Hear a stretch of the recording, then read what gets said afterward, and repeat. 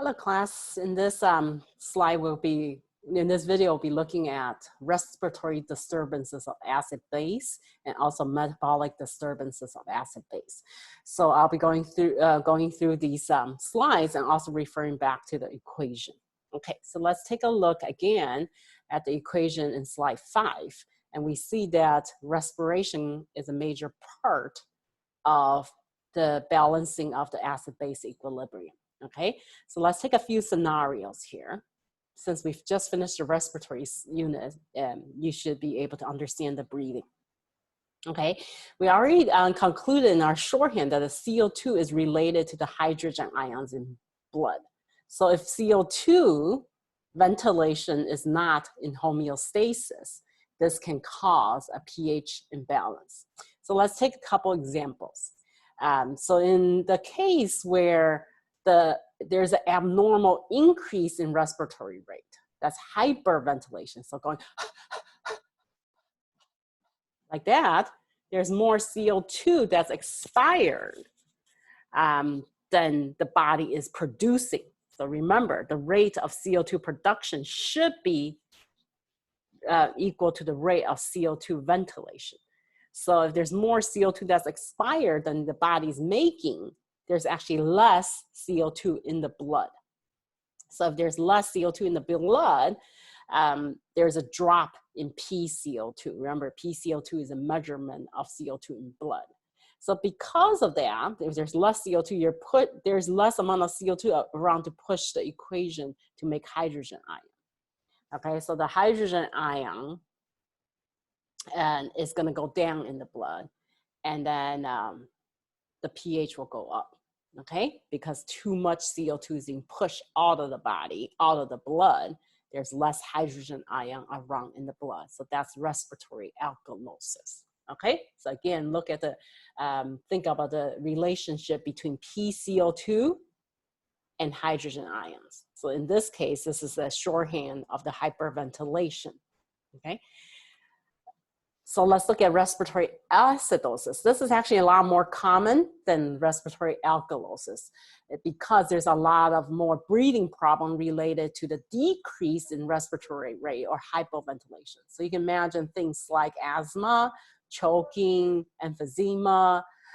Those are all gonna cause an inability to exhale the CO2. So like remember we talked about in emphysema, the CO2 gets trapped in the body, in the blood, because they're unable to vent out the CO2.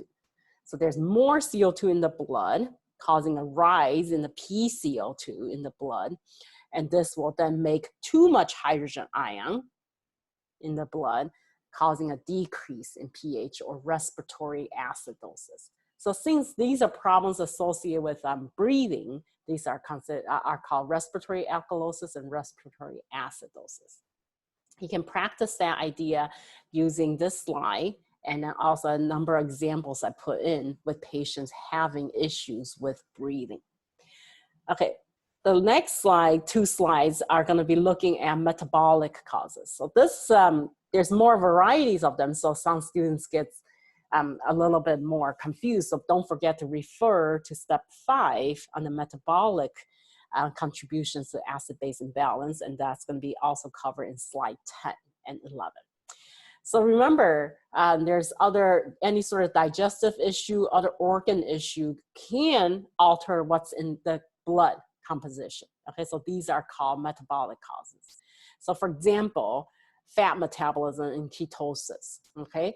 And this typically happens in diabetic patients with insulin deficiency. So if there's no insulin activity or the lack of low insulin activity, this leads to the body's inability to use and store glucose as the main source of energy.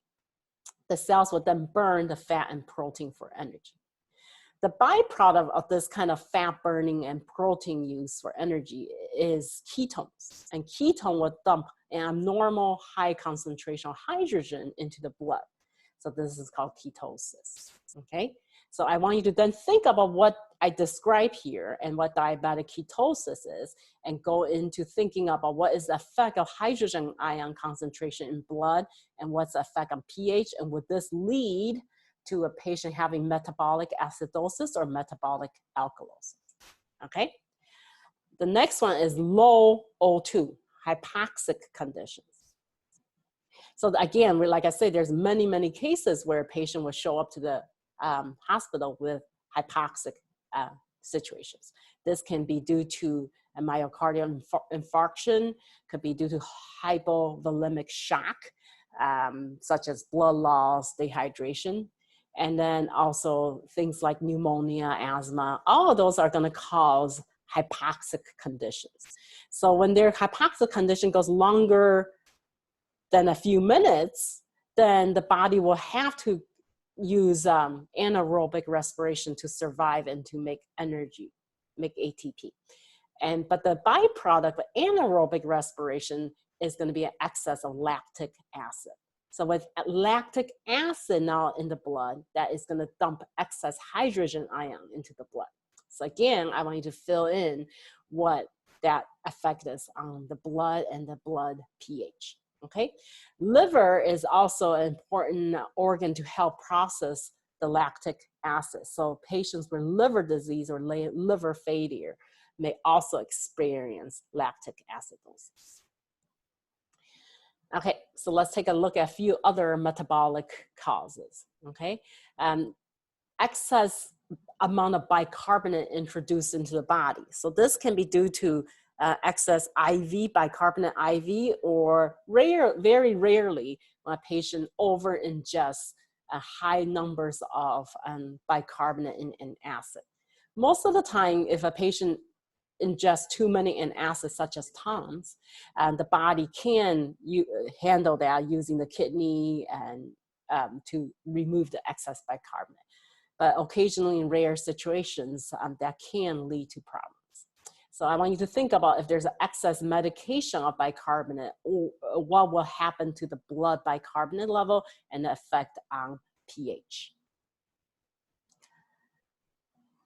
Okay, and then there's also digestive problems, okay? So in digestive issues such as diarrhea, that's an abnormal loss of bicarbonate from the body, okay? So in diarrhea, there's no time to reabsorb the pancreatic bicarbonate in the body, and the diarrhea loses the bicarbonate, not allowing the body to reclaim that bicarbonate. So excessive diarrhea can lead to a loss of bicarbonate. So I want you to think about how that affects the blood as well in metabolic acidosis or metabolic alkalosis. Okay, and so a lot of us have experienced diarrhea, but if it's not as excessive, like it's only a day, or it's not nonstop diarrhea, the body does have a way to balance that out again with the kidney and the respiratory system. This is when it's really is more than the normal illness. We also have digestive problem. This is excessive vomiting. So gastric juice is hydrochloric acid. So the acidity of stomach acid is about 2.1. Okay, so when there is an excessive loss of gastric acid, you're losing all the hydrogen ion. Okay, so when you lose the hydrogen ion, what is the effect on the blood hydrogen ion level and the blood pH? Okay, so I want you to fill out all these charts. The last is renal failure. The kidney has a very important function to regenerate bicarbonate and excrete excessive hydrogen ion. So without the kidney in renal failure, what would that look like to the patient's blood? What's the effect on blood hydrogen and bicarbonate concentration? So I want you to also think of that. Is renal failure going to be more associated with acidosis or alkalosis? Okay, so this kind of, in this video, I talked about respiratory and metabolic acidosis and alkalosis. So go through each example, practice the questions, and these blanks will also be repeated in the practice quiz, okay? The next video will talk about compensation, okay?